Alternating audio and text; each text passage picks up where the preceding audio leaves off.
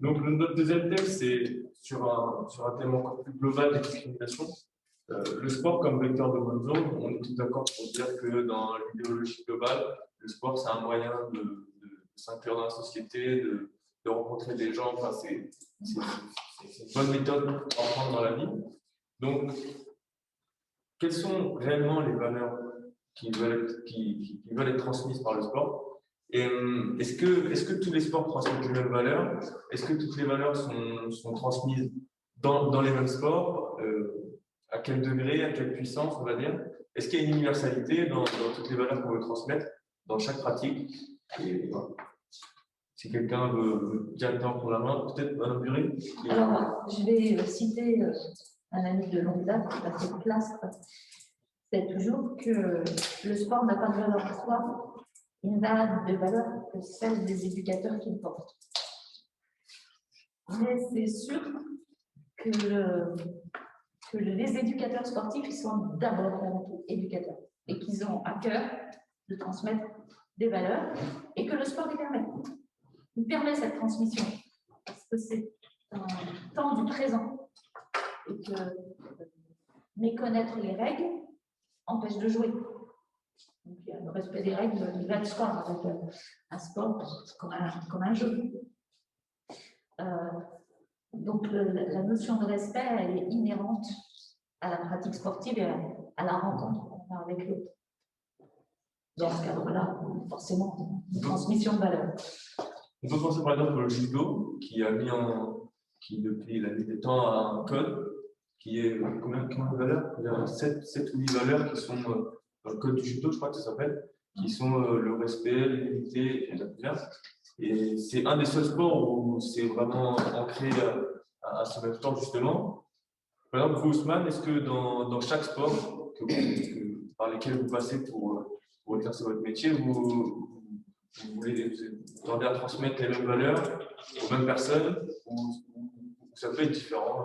Ça dépend du sport. En premier lieu, ça dépend aussi des jeunes qui sont en face de moi. Et ça dépend, en vrai, ça dépend de l'éducateur, comme ça a été dit, dans le sens où on peut prendre des éducateurs. Un éducateur, quand il perd, il ronchonne. Donc, du coup, ça crée une atmosphère. Les jeunes aussi, ils sont dans un esprit, on perd, on va se battre. Et l'éducateur qui dit, on a perdu, mais c'est pas grave, on va travailler, etc. Moi, j'ai fait du jiu-jitsu. Donc, du coup, ça m'a beaucoup appris la confiance et du coup, c'est la patience. Dans le sens où, il y a des moments où je pouvais m'emporter et du coup, ça m'a permis de me calmer, de me dire, mon éducateur, souvent, quand ça commençait à trop monter, il me disait non, tu es sur le côté, tu fais 10 pompes, 20 pompes. Et après, à la fin, j'ai commencé à me tempérer. C'est-à-dire que si, par exemple, il y a des moments où je me sens mal, où j'ai envie de libérer, ben, je vais aller faire de la boxe. Comme ça va me libérer, ça va me faire descendre l'atmosphère, etc. Mais ça dépend. L'éducateur, il est primordial. Dans le sens où tout ce qu'il va dire, comme je l'ai dit, l'enfant va le voir. Ce qui est intéressant, c'est que tous les sports de combat ou d'arts martiaux, finalement, même s'il y a cet esprit de combat, de victoire, de duel, c'est, je pense, aussi les sports qui inculquent le plus de valeurs, surtout aux jeunes, quoi, des valeurs de respect surtout. Donc, je pense que ouais, il y a des sports qui sont plus à même d'apporter des valeurs. Et comme vous m'avez dit, c'est intéressant, c'est aussi la différence dans le public. On peut agir en face d'un public et ne pas avoir à transmettre les mêmes valeurs que face à un autre. Par exemple, vous, Myriam, vous êtes donc présidente d'un club de football dans un quartier, on va dire, d'Orléans, à La Flotte, qui est donc un public différent. Et si on était entraîneur de football à Saint-Niambal ou à Saint-Jean-de-Port, c'est quoi justement la différence de comportement, les valeurs? Quelles sont les différences? C'est-à-dire que les marges de manœuvre ne sont pas tout à fait les mêmes entre un quartier comme le nôtre, comme celui de l'Argonne et, comme vous dites, Saint-Denis-en-Val. Ousmane parlait des éducateurs. Tout est basé sur l'éducateur chez nous. C'est lui qui va montrer l'exemple. Je veux dire, chez nous, les éducateurs sont vraiment les piliers du club. L'enfant doit se référer à son éducateur. En fonction de l'image qu'il va refléter face à cet enfant, ben, l'enfant va reproduire exactement ce qu'il va voir. Si l'éducateur s'emporte sur une défaite, l'enfant il pensera que c'est normal de s'emporter suite à une défaite et, comme disait Ousmane, crier, se battre, peu importe. En revanche, si l'éducateur est serein s'ils leur expliquent que la défaite, c'est peut-être parce qu'il y a eu un manque de travail à un moment donné, parce que l'entraînement n'a pas été au top, etc., et bien à ce moment-là, l'enfant va comprendre aussi dans ce sens-là et il fera mieux pour accéder à cette victoire, mais sans, en canalisant en fait son comment dire? Son énergie. Oui, exactement. Exactement. Vous, Sylvain, qui travaillez aussi sur le terrain, dans les écoles, donc encore plus jeunes, quelles sont les différences à relever en fait entre différents publics et donc comment agir face à différents publics? Chaque public est bien sûr différent, hein, on est des fois même surpris et on se, je pars du principe de ne pas forcément se fier à la géographie aussi du quartier ou de la ville. Tu as cité tout à l'heure de typologie marquée, mais en fait, on peut arriver sur une école et être complètement dérouté par rapport au comportement. On met dans l'éducation nationale un petit peu sous un chapeau le fameux climat scolaire. Le climat scolaire, il est difficile dans n'importe quelle école. On a eu, avec Axel, on a eu à intervenir dans des écoles qui n'étaient pas issues de quartier. La ruralité aussi a ses travers. Peut-être aussi parce qu'elle est marquée plus encore par rapport à cette relation aux parents et ainsi de suite. Donc, je veux dire, et au contexte du lieu. Donc, nous, on intervient toujours en essayant d'avoir au moins une universalité sur les valeurs. Véronique peut parler tout à l'heure du respect. Je pense que c'est quand même un des piliers. Bien sûr, il faut forcément le faire comprendre parce que le mot respect, il est quand même multidirectionnel. Hein. On va toujours commencer forcément par travailler sur le respect de soi. Je pense que Ousmane, quand tu évoquais tout à l'heure le travail que tu as eu à faire et tu t'es éduqué par rapport à ça, je pense qu'il y avait déjà un gros travail sur ce respect de soi. Il y a le respect des autres et le respect de l'environnement. Et je veux dire qu'à un moment donné, tout ça, à tout moment, il y a le travail individuel de chaque enfant et il y a forcément ce rendu et ce travail collectif à mettre en place. Nous, on le met sous le chapeau du vivre ensemble. Mais c'est vrai que ce vivre ensemble, il est à faire vivre. Et il faut comprendre et savoir. On parlait tout à l'heure pour bien jouer à un jeu, il faut connaître toutes ces règles. Si on n'a pas les mêmes règles, on ne peut pas jouer ensemble. Et donc, si on ne communique pas ensemble, on ne peut pas vivre ensemble. Donc voilà, donc tout ça, c'est un petit peu notre vecteur, notre travail. On utilise forcément toutes les activités sportives. Alors, il y a des activités sportives qui sont plus faciles à mettre en place dans certaines situations qui sont médiatiques quelque part, ou qui permettent justement d'amener les enfants parce qu'il y a de bons préjugés où il n'y en a pas. Et comme ça, c'est plus facile de travailler. Des fois, on va, sans être provocateur, on ne va pas forcément revisiter ou travailler et mettre en place des séquences de foot, en sachant que c'est, par exemple, sur certaines situations de récréation, la situation qui engendre le plus de problèmes, et qu'il y a le ballon qui est dans la cour, il y a forcément à un moment donné du travail. Mais on va aussi des fois le mettre justement au cœur du travail pour justement aller plus loin. On l'a fait en lien avec la fédération, autour de la discrimination positive, pour justement féminiser ou travailler autour des filles au foot, avec l'action il y a quelques années du foot des princesses. Qui forcément dans son nom était assez connoté, mais qui permettait justement d'aborder le travail. Les enseignants étaient réticents à la base pour pouvoir travailler autour du foot et mettre les enfants mixtes sur le terrain, ou mettre les filles en avant et ainsi de suite. Parce que ça engendre beaucoup de problèmes de mettre le foot, parce qu'on a beaucoup de pression des éducateurs au sens large, je le mets bien au sens large, que les éducateurs de club, mais il y a aussi toutes les personnes qui sont autour, les adultes qui sont là pour faire grandir les enfants. Donc le comportement qu'il y a dans les stades, le comportement qu'il y a autour des stades, le comportement qu'on a aussi individuellement devant la télé, soirée foot, les copains, voilà, et puis forcément, les petits, quand ils assistent à ça de façon indirecte, il y a soirée foot ce soir, et puis ils ont forcément une façon de voir comment on se comporte en tant que spectateur. Voilà. Donc, j'espère avoir répondu, et je pourrais forcément aller plus loin, mais voilà, je ne vais pas laisser la parole. Vous voulez rebondir Oui, juste une petite précision. Quand je faisais le parallèle entre le quartier orléanais de Narbonne et Saint-Guyantal, c'est plutôt pour souligner que les moyens ne sont pas forcément les mêmes. On n'a pas forcément les mêmes moyens. Voilà, sur une commune comme Saint-Denis, sur le quartier de Narbonne. Forcément, c'est un petit peu plus compliqué. C'est en ce sens.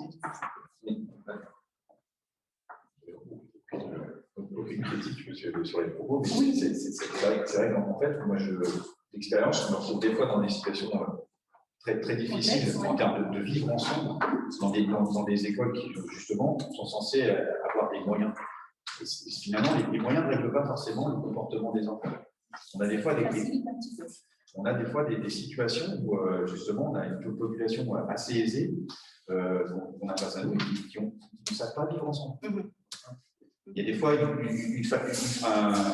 relation à l'adulte et l'éducateur qui est des fois plus facile à mettre en place dans des écoles de quartier, parce qu'il y a déjà ce rapport. Même si entre eux, ils sont pas forcément en capacité ou ils ont encore des difficultés à vivre ensemble, mais il y a un respect qui est déjà là. Il y a dans certaines écoles et certaines villes, le respect n'est pas là. Il est plus.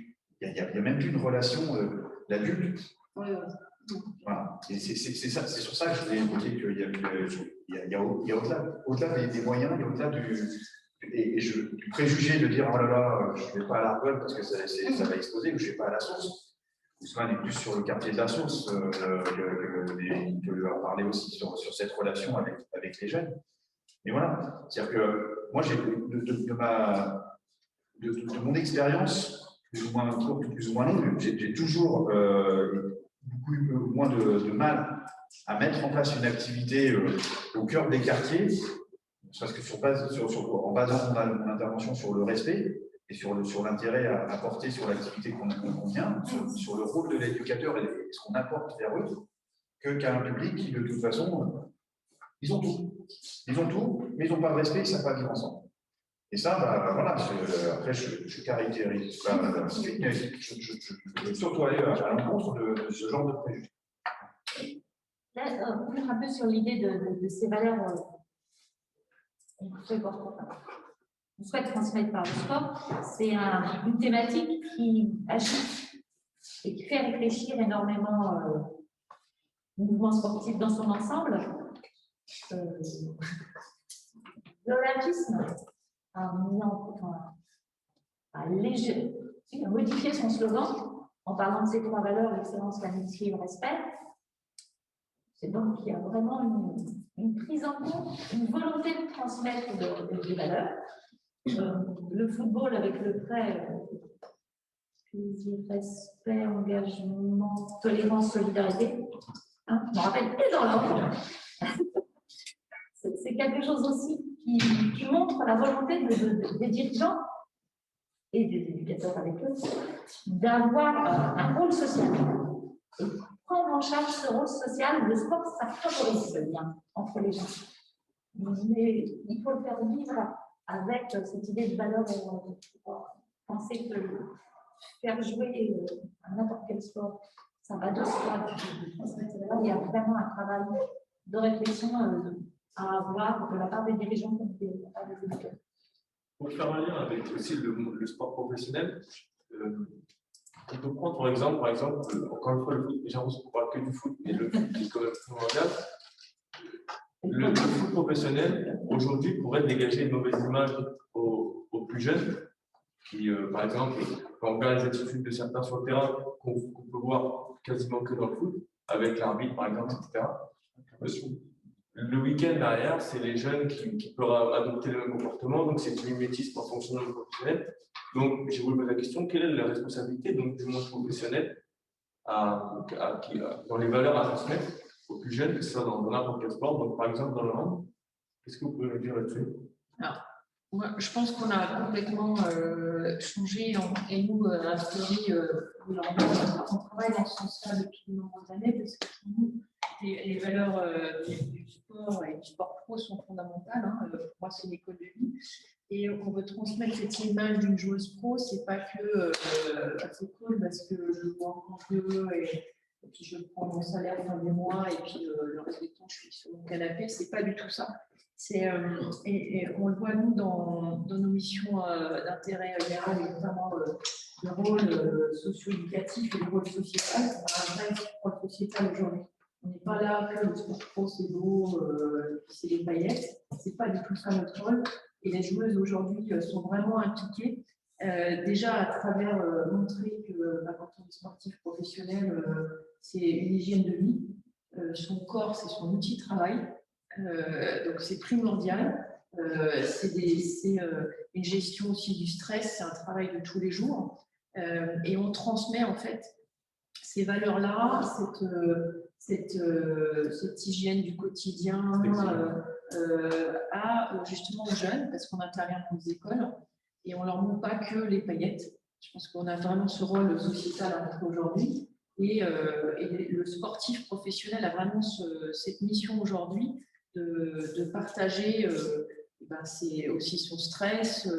Aujourd'hui, un joueur professionnel ou une joueuse professionnelle qui se blesse, ça peut être catastrophique. Donc, montrer aux jeunes que c'est pas que tranquille, on ne va pas que sur le terrain avec les paillettes, c'est un vrai métier. Et je pense qu'aujourd'hui, c'est une vraie école de vie et ces valeurs pour moi sont essentielles. Et nous on en discute beaucoup avec les joueuses parce qu'on a complètement changé cet état d'esprit et on a un vrai rôle territorial, de présence territoriale, d'aller à la rencontre, alors que ce soit dans les quartiers, mais moi je suis aussi d'accord dans le monde rural, c'est important aussi parce que souvent les jeunes sont isolés dans le monde rural, il faut le savoir aussi. Et les ramener à faire du sport, c'est important. Et toutes ces règles de vie du sport, aujourd'hui, pour moi, c'est aussi une richesse dans le monde du travail. Les jeunes aujourd'hui qui font du sport ont une vraie philosophie et on le retrouve dans le monde du travail aussi. En parlant du monde du travail, je vais juste intervenir et je vais vous donner la parole après. Récemment, les joueuses de Fleury ont eu la chance de découvrir qu'il y a eu cette convention collective de signer. Concernant surtout leur congé maternité, etc. Est-ce que d'ailleurs vous pouvez nous en dire plus, nous expliquer brièvement ce que ça représente et comment elles ont reçu cette annonce? Alors, il est vrai qu'on a un certain travail sur cette convention collective du sport féminin et notamment en Hollande. Alors, il faut savoir qu'elle existe dans tous les sports masculins, si je ne me trompe pas. Aujourd'hui, on ne fait que écrire. Alors nous, à Fleury, ça ne change pas grand-chose parce qu'on a appliqué déjà les règles. Alors c'est aussi comme dans une société, il y a des droits et des devoirs d'un salarié, donc une joueuse professionnelle. Alors effectivement, c'est finalement, on ne transmet que par écriture ce qu'on faisait déjà nous au quotidien sur les contrats de travail.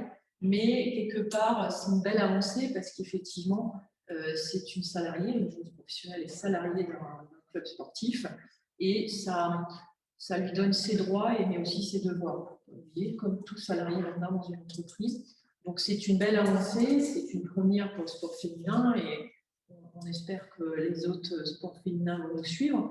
Mais finalement, j'allais dire, c'est notre quotidien et le droit du travail s'applique aussi dans le sport professionnel. Est-ce que vous pouvez expliquer ce que c'est cette avancée, ce qui en regardent? C'est surtout une question sur des salaires minima dans cette convention. Et c'est effectivement aujourd'hui une joueuse qui souhaite avoir un enfant. C'est une prise en compte en fait, de son salaire pendant sa grossesse, comme salarié dans une entreprise. Voilà, et puis après, différentes. Alors, je précise aussi que cette convention n'est pas que pour les joueuses, mais aussi pour les entraîneurs, les coachs, c'est important. Il n'y a pas que les joueuses, mais il y a également tout l'ensemble du staff qui peut encadrer les joueuses. On est très contente forcément parce que ça arrive, je crois, 13 ou 15 ans, je ne sais plus, après les garçons. Donc c'est une avancée pour les filles. C'est aussi, en fait, dans cette convention, il y a beaucoup de critères par rapport aux grossesses, aux maternités qui n'étaient pas clairs jusque-là. Et forcément, pour nous, on est encore jeunes, mais ça nous rassure pour la suite, quoi. Donc, justement, dans cette vidéo, c'était une interview en fait, qu'on a fait à deux joueuses, une joueuse de l'équipe pro et une joueuse du centre de formation, donc on leur a posé tout simplement la question, est-ce qu'elles avaient déjà vécu des discriminations, du sexisme ou du racisme dans tout leur parcours balistique? Oui, il y en a forcément. D'un point de vue général, déjà, les filles on gagne beaucoup moins que les garçons. Il y a beaucoup plus de budget au niveau des clubs masculins que des clubs féminins. Après, je n'ai pas les chiffres exacts, mais en général, voilà, une professionnelle gagne moins qu'un professionnel. Au niveau du sexisme, je pense. Après, au niveau aussi des arbitres féminins, il y en a. Enfin, moi personnellement, quand je joue, je me fais beaucoup plus arbitrer par des hommes que par des femmes. Après, personnellement, j'ai jamais vécu de discrimination ou de sexisme à part ça, mais je pense que tellement que c'est banalisé aujourd'hui, je me rends même pas compte si j'en ai déjà vécu ou pas. Mais j'ai pas d'expérience précise. Ok. Elles ont quand même souligné le fait que, ce qu'elles remarquent, c'est que par exemple, elles sont souvent arbitrées par des arbitres hommes, que beaucoup d'équipes du championnat sont entraînées par des entraîneurs garçons. Aujourd'hui, on a essayé de respecter au maximum la parité avec des présidents de clubs, des éducateurs, des intervenants sur le terrain. Est-ce qu'il y a des programmes sur cette harmonisation à tous les étages du sport, des valeurs que le sport peut transmettre, donc le vivre ensemble, etc. Ou est-ce que vous pensez encore qu'aujourd'hui le sport est victime d'une différence, encore une fois, de deux vitesses entre les décisionnaires et les acteurs? J'ai l'impression que ça reflète un peu la société dans sa globalité. Pour ma part, en tout cas, c'est comme ça que je me vois. Vous êtes donc président de club. Vous avez beaucoup d'homologues comme ça sur la région ou vous êtes... Je n'en connais pas. Vous êtes la seule? Je connais que des hommes. Non, il y en a d'autres. Mais Il y en a d'autres. je ne connais pas. Je ne pourrais pas vous dire le nom. Je ne l'ai pas en tête précisément, mais j'en connais au moins une parce que c'est mon épouse. Vous, Bruno, du coup, ça fait partie de vos missions au district. Est-ce que vous pensez que dans le football notamment, l'égalité est respectée, la parité, même pour parler de couleur de peau, est-ce que tout ça est respecté à tous les étages du sport? Alors, moi, si vous voulez, j'ai parlé au niveau de la commission de féminisation parce que je pense que je travaille dessus depuis trop longtemps. Il faut savoir aujourd'hui que dans ma commission, les femmes sont majoritaires. D'accord. Aujourd'hui, nous sommes 9 membres, il y a 5 femmes, 4 hommes. Quand je suis arrivé, c'était une présidente qui était en place. Elle a évolué vers d'autres horizons. Donc, à l'époque, il n'y avait personne pour reprendre la présidence. Il y avait un gros challenge à reprendre parce que, si vous voulez, c'était le plein développement. J'ai eu la chance d'être accompagné d'une équipe déjà et d'un technicien qui s'appelle Michael Marier, qui m'a apporté beaucoup aussi au niveau du football féminin. Donc, ça nous a vraiment permis d'évoluer, si vous voulez, dans un sens vraiment évolutif. Aujourd'hui, notre rôle, aujourd'hui, c'est vraiment d'aller chercher de nouvelles dirigeantes, parce que c'est vrai qu'on manque de dirigeants. Des joueurs, ça vient, parce qu'après, c'est la copine qui appelle la copine, et des dirigeants qui pourront nous aider à encadrer les clubs, parce que je pense que c'est important. Et voilà, je voulais rebondir aussi tout à l'heure sur ce que vous disiez sur Saint-Denis-en-Val. J'étais président du club de Saint-Denis-en-Val et dirigeant pendant 15 ans là-bas. Et je peux vous dire que c'est des fois pas plus facile qu'à l'Argonne. Je pense qu'il faut bien dire une chose, c'est qu'aujourd'hui, quelques terrains qu'ils soient, ça peut être tout et n'importe quoi. Et je pense qu'aujourd'hui, malheureusement, il n'y a pas un terrain qui peut être plus sympathique à travailler qu'un autre. Et je pense qu'aujourd'hui, je dirais dans l'image du sport, de ce qu'on veut apporter au niveau des jeunes, il y a les jeunes par eux-mêmes, déjà, d'une part, il y a l'éducateur, il y a les dirigeants du club, mais il y a surtout les parents autour d'un macron, je parlais pour le foot. Et des fois, des matchs dérapent. Pourquoi? Parce que les parents interviennent, mais que ça soit sur des enfants. Moi, aujourd'hui, c'est ce que je dis, il y a toujours dans les clubs aujourd'hui un panneau qui rappelle aux parents la charte de bonne conduite en disant il y a un éducateur, respectez-le. Et des fois, j'ai vu des matchs où il y avait 15 éducateurs derrière un macron. Donc, l'enfant, c'est plus. Vous avez le papa qui va dire, mais non, il ne faut pas te mettre là, il faut te mettre là. L'éducateur lui a dit l'inverse il y a 2 ans. Et je pense que c'est super. Je pense que Ousmane, qui est là, pourra même dans son rôle le dire. C'est qu'aujourd'hui, il faut que l'éducation commence déjà, c'est que vous, parents, taisez-vous. Il y a des gens qui sont là pour transmettre les valeurs du football. Après que vous ayez votre mot à dire, vous le dites à l'extérieur, peu importe. Et c'est vrai qu'aujourd'hui, malheureusement, alors on se bat. Moi, je me bats avec les parents, je suis sur les terrains. Laissez faire, arrêtez. Moi, j'ai vu des papas sur des sélections régionales se mettre derrière les buts pour essayer de conseiller leurs filles. Elles étaient complètement déstabilisées. La gamine ne savait plus ce qu'elle faisait. Donc, je pense qu'il faut partir déjà sur ça. Laissons les éducateurs et les enfants travailler. Je pense que déjà, c'est la priorité. Quand du supporter insupportable. Voilà. Et malheureusement, on ne peut rien faire. On ne peut pas les interdire à ce stade, ces gens-là. Je vais juste faire un petit retour en arrière sur ce que vous venez de dire avant sur comment attirer des dirigeants dans un club. Du coup, qu'est-ce que vous mettez en place pour justement attirer plus de dirigeants, des choses comme ça? Disons que la fédération a mis en place une action qui s'appelait Les femmes prennent l'assaut. D'accord. Voilà, donc c'était, si vous voulez, pour les attirer un petit peu sur certains plateaux à venir coacher. On avait une opération où on faisait venir des équipes féminines avec les coachs. On leur demandait d'être accompagnés de mamans, mais ils ne savaient pas ce qu'elles venaient faire au départ. Et après, on mixait les équipes pour justement essayer de créer. Et on prenait les mamans présentes et on les disait, vous deux, vous êtes les coachs de telle équipe, telle équipe, telle équipe. Et on essayait de les instituer. Donc, on a essayé de trouver. Et là, on a une action qui va se mettre en place à la rentrée prochaine qui aurait débuté. Là, je ne peux pas trop dévoiler tout, si vous voulez, aujourd'hui, parce que c'est un petit peu de côté surprise qu'on voulait apporter, où on va essayer justement d'attirer un petit peu. Et en réalité, c'est pour répondre à une deuxième, ce qui peut rejoindre un peu ce qu'on parlait, c'est tout ce qui est violence sexuelle aujourd'hui dans le monde du sport, si vous voulez, parce que malheureusement, il y en a beaucoup. Et donc, on va essayer de créer, si vous voulez, en alternant les deux, pouvoir apporter des moments sur de terrain de football un peu plus souples. D'accord. Voilà. Donc, affaire à suivre. Ça sera pour la rentrée prochaine.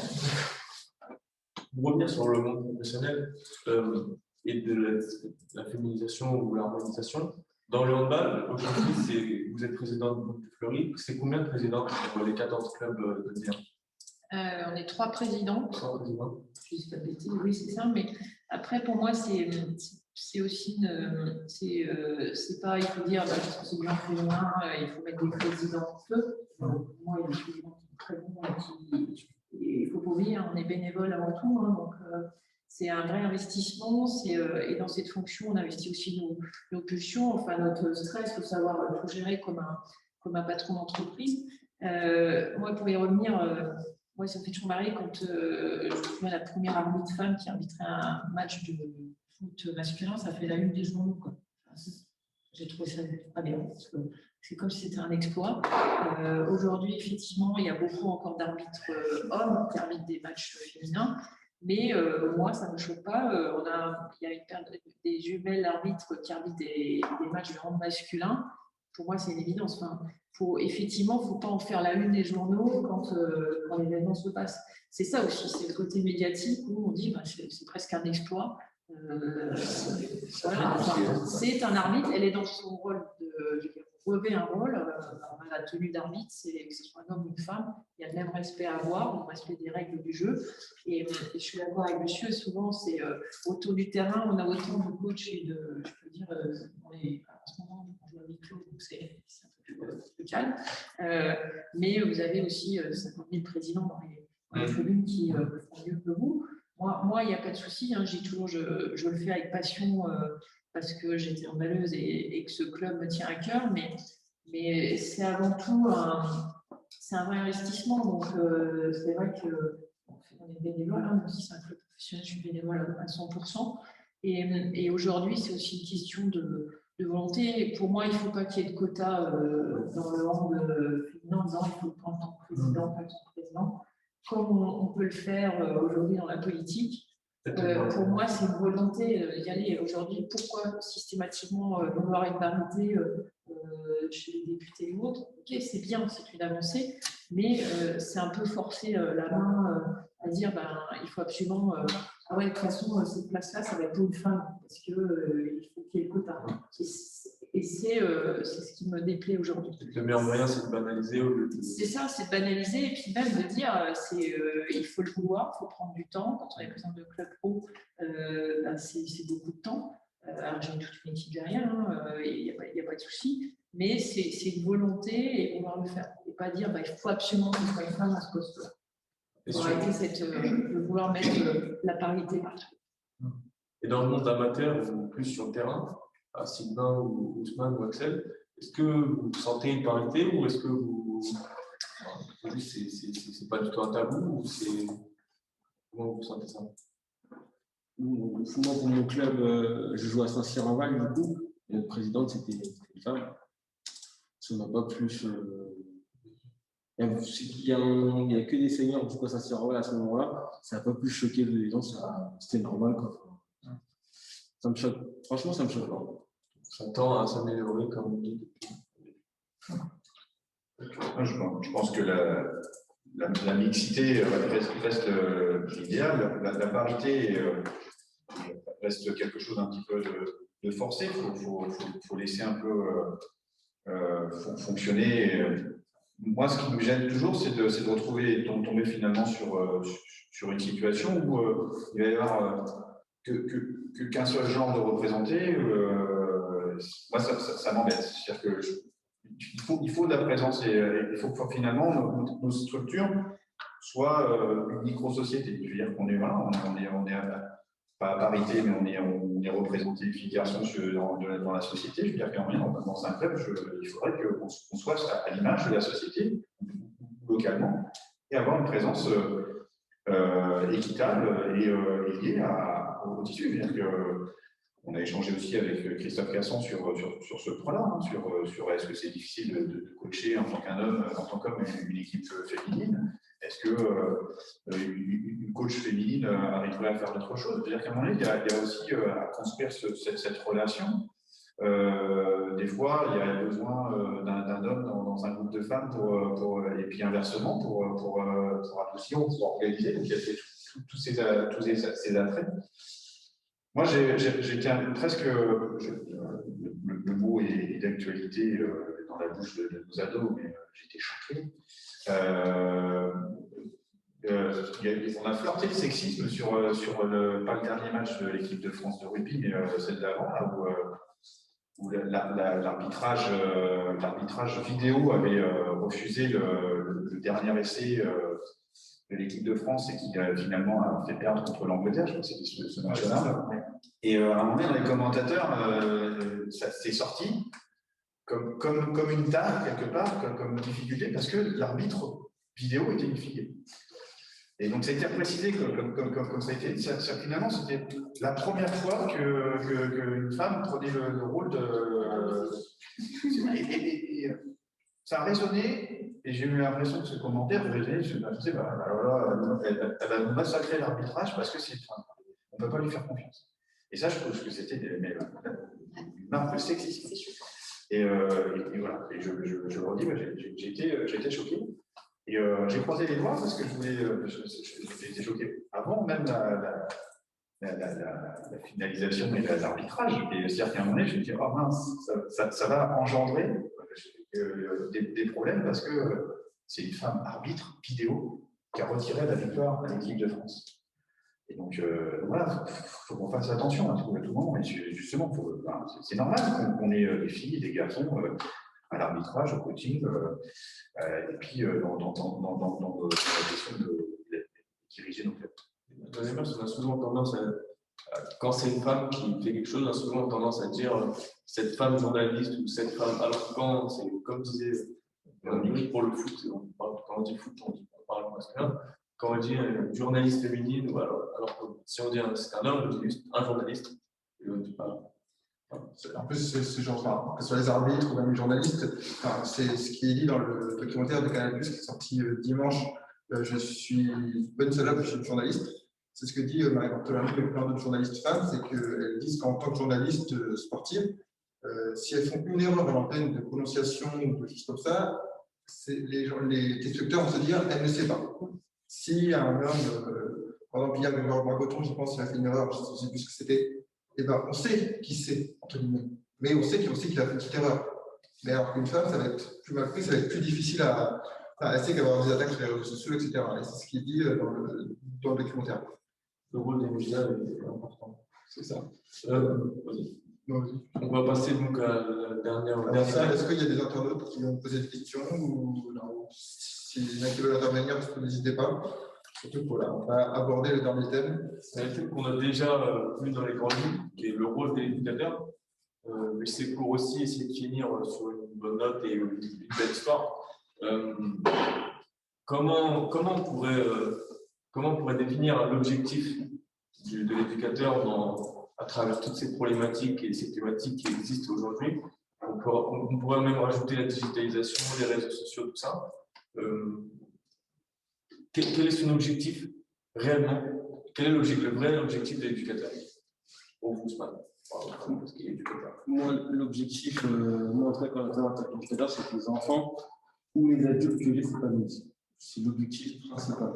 Dans les milieux où j'interviens, du coup, en milieu carcéral, etc., c'est l'objectif, c'est que les personnes passent un bon moment et qu'ils se sentent bien et se défouent, tout simplement. D'accord.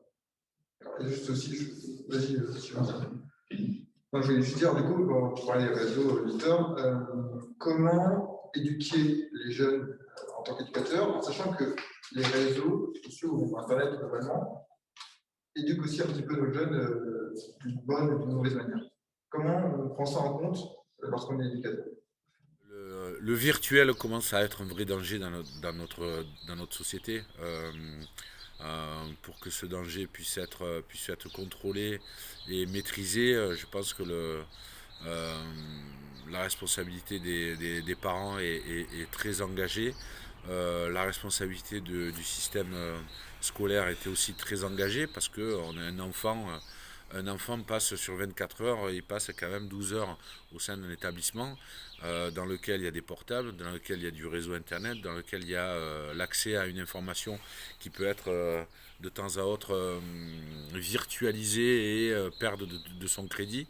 Donc voilà, je pense qu'il y a une énorme vigilance à acquérir de la part du système familial, une énorme vigilance de la part de l'éducation nationale et pourquoi pas s'appuyer justement sur ces données numériques et transformer les réseaux sociaux en une vraie opportunité où on peut contrôler son utilisation. Le problème, c'est que c'est un peu l'anarchie sur l'utilisation des réseaux sociaux et éduquer les jeunes dès le primaire à l'utilisation du réseau social devient un vrai enjeu pour l'éducation nationale.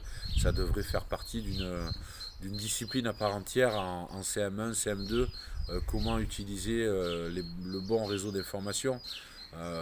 Moi je vois qu'on utilise énormément YouTube et Internet parce qu'il y a une somme d'informations où les enfants peuvent vraiment s'enrichir et éveiller leur curiosité. Alors c'est une curiosité qui est très passive entre guillemets, mais elle est utile pour le savoir. Et donc il y a une vraie éducation à pouvoir prendre en charge par l'éducation nationale sur le plus jeune âge. Vous, Myriam, dans votre club, quelles sont les directives que vous donnez à vos éducateurs? Qu'est-ce que vous voulez tirer des jeunes après leur passage avec leur éducateur? Un peu la même chose que ce que disait Ousmane, en fait, leur faire prendre plaisir à exercer ce sport, en fait, avant tout le reste, mais tout en gardant ces valeurs de respect, de discipline, etc. Et puis prendre plaisir à jouer tout simplement. Oui, Ousmane. En fait, le sport a pris tellement une telle importance. Par exemple, on va prendre le cas de Kylian Mbappé. Je pense qu'il y a des enfants. Si demain le président de la République il parle et Kylian Mbappé il parle, j'en suis sûr à 100% qu'il y a des enfants qui vont plus écouter Kylian Mbappé que le président. Et donc, avec la digitalisation, avec les réseaux sociaux, il faut aussi que l'éducateur il parle aux enfants que le monde professionnel, c'est pareil, c'est pas pour tout le monde. C'est vraiment, il n'y a pas que. Moi, pour le dire, j'ai joué en haut niveau et c'est pas pour autant que je suis pro aujourd'hui. C'est parce qu'il y a d'autres facteurs qui rentrent en jeu. Donc, du coup, il faut que les éducateurs aussi ne vendent pas du rêve, les parents aussi ne vendent pas du rêve à un enfant, mais que l'objectif premier pour un enfant, c'est qu'il s'épanouisse. Même si l'enfant il a des difficultés dans le sport, peut-être que ça va l'aider dans 15, 20 ans, Mais il ne faut pas lui mettre la pression en lui disant mais non, tu es nul ici, tu as fait ça, tu as fait ceci. Donc, vraiment que les éducateurs prennent conscience que non, il n'y a pas de 10 000 qui viennent Mbappé, il n'y a pas de 10 000 dans tous les sports, dans n'importe quel sport. Il faut vraiment leur dire ça et que les enfants ils viennent juste pour prendre du plaisir, tout simplement. D'accord. Je pense qu'au-delà du rôle de l'éducateur, il y a aussi à construire une réelle co-éducation. Dans le co-éducation, c'est-à-dire que savoir et admettre qu'on est plusieurs et qu'on est tous adultes autour de chaque enfant et qu'on est là pour les éduquer. On l'a évoqué sur le principe et savoir cloisonner, savoir faire en sorte que on est tous pour faire grandir l'enfant, pour le faire grandir bien. Et dans le bien, c'est essentiellement le plaisir à faire, mais voilà, donc il ne faut pas forcer, ainsi de suite. Mais la coéducation elle est importante parce que l'éducateur, il est sur son champ, comme disait Axel, sur son rythme. Il peut le déborder forcément parce qu'il peut amener à donner du sens ou à aider forcément les parents, mais les parents aussi ont leur rôle d'éducateur et l'école a aussi son rôle d'éducateur. Et à un moment, chacun a son espace. Des fois, ces espaces ont des cloisons trop épaisses et ou pas du tout. Mais voilà, je pense qu'il y a aussi cette organisation à construire entre tous ces acteurs pour le bien de l'enfant. Et par rapport au numérique, j'en ai parlé aussi donc, avec Christophe Cassan sur cette question-là. Il faut faire super attention, on le sait, hein, certaines interventions auprès de nos éducateurs sont faites en ce moment sur le sport sans violence ou autre, et sur la problématique des réseaux. Mais des fois, quand il y a l'absence d'un éducateur, l'enfant seul peut se retrouver à s'éduquer que numériquement. Et quand il n'y a qu'un rapport avec le numérique, je pense qu'à un moment donné, et qu'il n'y a plus de rapport avec l'éducateur physique, je parle du parent, je parle des clubs et ainsi de suite, je pense qu'à un moment donné, on peut vite partir dans une mauvaise direction. Parce qu'en fait, il n'y a pas de chasse gardée. Et qu'à un moment donné, voilà, il y a aussi à travailler sur le numérique. Si on veut vivre encore avec le numérique, encore demain et après-demain, il faut qu'à un moment donné, qu'on soit en capacité de former nos jeunes à vivre avec le numérique plus qu'on est à l'heure actuelle. Et on a tous un rôle d'éducateur par rapport à ça. On a vu par exemple un site il y a maintenant une dizaine d'années, Sortir, qui est devenu une référence maintenant, sans le nommer, c'est devenu une encyclopédie virtuelle majeure. Les premières années, ce qui était dedans n'était pas forcément une référence, ça ne sortait pas forcément du petit Robert.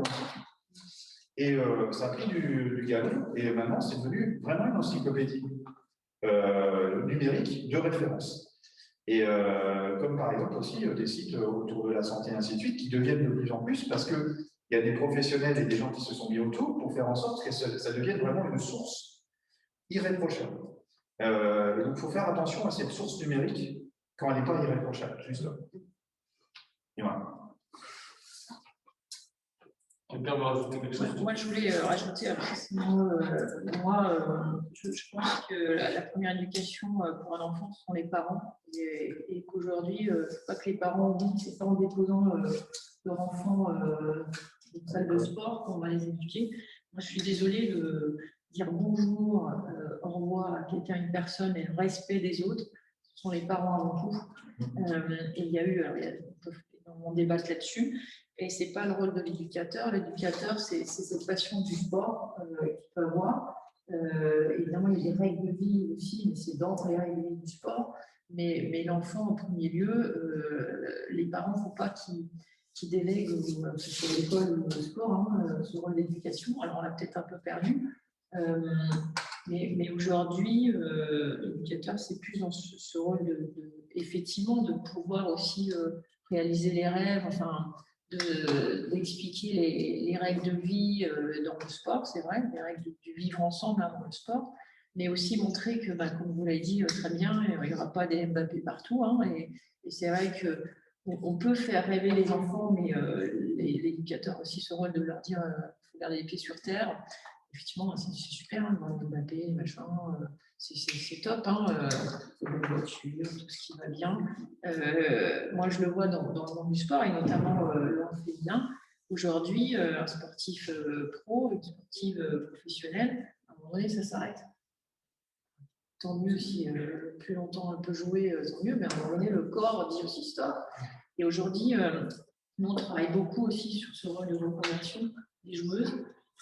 Et notamment, on travaille beaucoup avec de jeunes joueuses au centre de formation, où elles sont suivies par Clément Machine, mais aussi on a une personne qui les suit sur le côté scolaire, parce que pour nous c'est important.